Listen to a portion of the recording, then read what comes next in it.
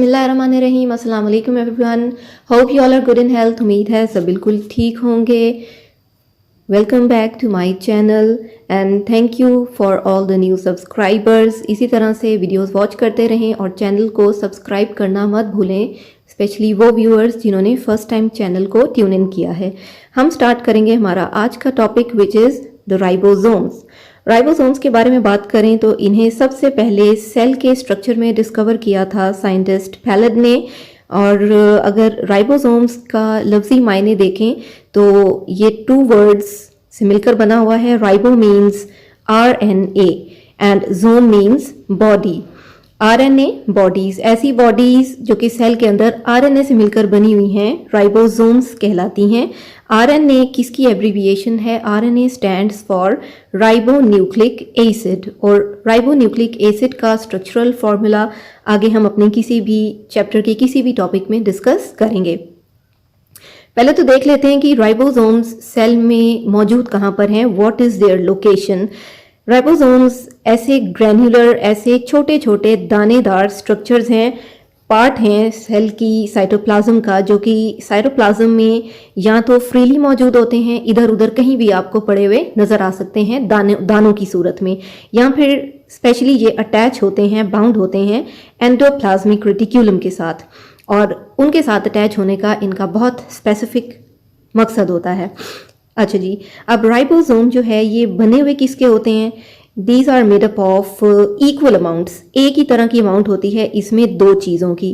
क्या क्या चीज़ें हैं वो? एक हैं प्रोटीन्स और एक हैं ribosomal RNA। Yes, RNA। Ribosome की भी आगे फर्दर 3 टाइप्स बनाई गई हैं, जिनमें से अभी हम सिर्फ राइबोसोमल RNA को ही डिस्कस करेंगे, बाकी को हम ट्रांसक्रिप्शन और ट्रांसलेशन के टॉपिक में कवर करेंगे।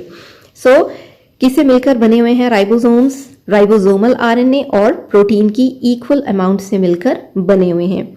अब क्योंकि राइबोसोम्स बाकी सेल ऑर्गेनेलिस की तरह इनके बाहर कोई स्पेसिफिक मेम्ब्रेन नहीं होती, इसीलिए ये प्रोकैरियोटिक सेल्स में भी पाए जाते हैं।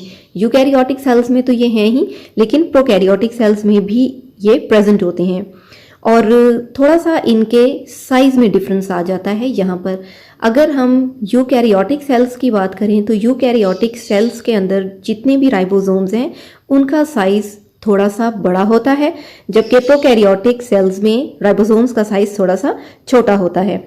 और इनकी स्पेशल जो है वो एक वैल्यू कैलकुलेटेड है, एक वैल्यू कैलकुलेट की गई है, और वो वैल्यू क्या है कि जो यूकैरियोटिक राइबोसोम्स हैं उनका साइज 80 स्वेटबर्ग यूनिट्स है, जबकि प्रोकैरियोट्स के राइबोसोम्स का साइज है 70 स्वेटबर्ग यूनिट्स। अब यहाँ पर 80 स्वेटबर्ग और 70 स्वेटबर्ग, ये जो S है ये कोई SI यूनिट नहीं है किसी मेजरमेंट का, ये एक नॉन SI यूनिट है। ये S जो है ये जाहिर करता है सेडिमेंटेशन रेट को। ठीक है, थोड़ा सा इस चीज़ को आपने अंडरस्टैंड करना है कि सेडिमेंटेशन क्या है। Sedimentation means according to size या अकॉर्डिंग टू वेट अपने आप को सेपरेट कर लेना। इसकी सिंपल सी एग्जांपल आप यूं समझ लें कि अगर आप एक ग्लास में बड़े पत्थर लें, छोटे पत्थर लें और उसे छोटे पत्थर लें, उसको आप पानी में मिक्स करें और अच्छी तरह से मिक्स करने के बाद उस ग्लास को आप एक साइड पर रख दें या बीकर को एक साइड पर रख दें, तो आप क्या देखेंगे कि जो सबसे बड़े साइज़ के रॉक पत्थर हैं वो नीचे बॉटम में बैठ जाएंगे, जो उससे छोटे साइज़ के हैं वो उससे ऊपर आ जाएंगे, और जो सबसे छोटे साइज़ के हैं वो सबसे ऊपर रहेंगे। क्यों? Because of their wait difference. तो इसी तरह से राइबोसोम्स के साथ है कि जब राइबोसोम्स को लेबोरेटरी में एक स्पेसिफिक सेंट्रीफ्यूज ट्यूब में घुमाया जाता है, तो घुमाने के बाद वो अपने सेडिमेंटेशन के हिसाब से जो बड़े साइज के राइबोसोम्स होंगे वो नीचे बैठ जाएंगे और उनके जो छोटे पार्ट्स होंगे वो ऊपर की तरफ आ जाएंगे।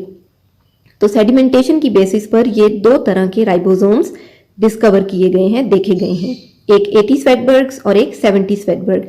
अब ये जो एक राइबोसोम है, सपोज ये हम एक राइबोसोम 80 स्वेटबर्ग की अगर बात करें तो ये एक 80 स्वेटबर्ग का राइबोसोम भी 2 पार्ट्स पर मुश्तमिल है। एक इसका लार्जर सब यूनिट है और एक इसका स्मॉलर सब यूनिट है।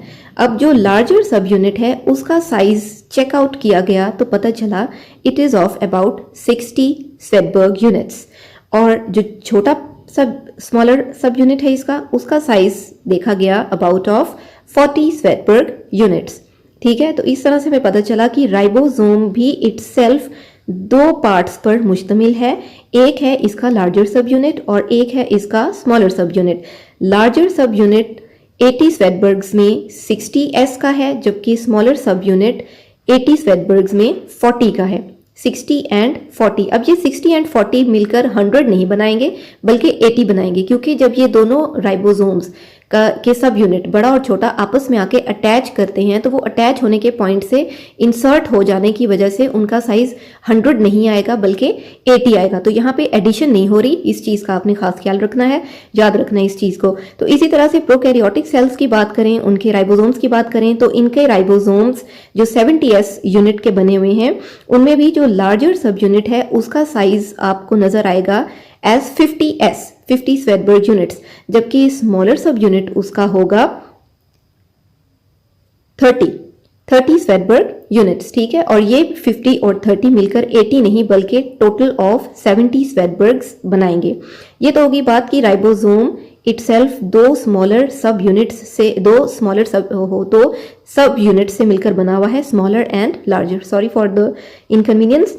अच्छा जी, नेक्स्ट हम बात करेंगे कि इंपॉर्टेंट क्यों है राइबोसोम किसी भी सेल के लिए। जैसे कि बाकी तमाम ऑर्गेनल्स इंपॉर्टेंट हैं सेल के अंदर मौजूद, इसी तरह से राइबोसोम्स का मौजूद होना भी इटसेल्फ बहुत बहुत इंपॉर्टेंट है।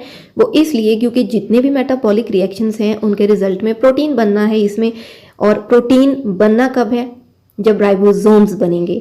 तो राइबोसोम्स बनेंगे तो ही सेल के अंदर प्रोटीन्स बनेंगी, और प्रोटीन्स बनेंगी सेल के अंदर तो ही सेल अपने आगे के फंक्शंस को बखूबी परफॉर्म कर सकेगा।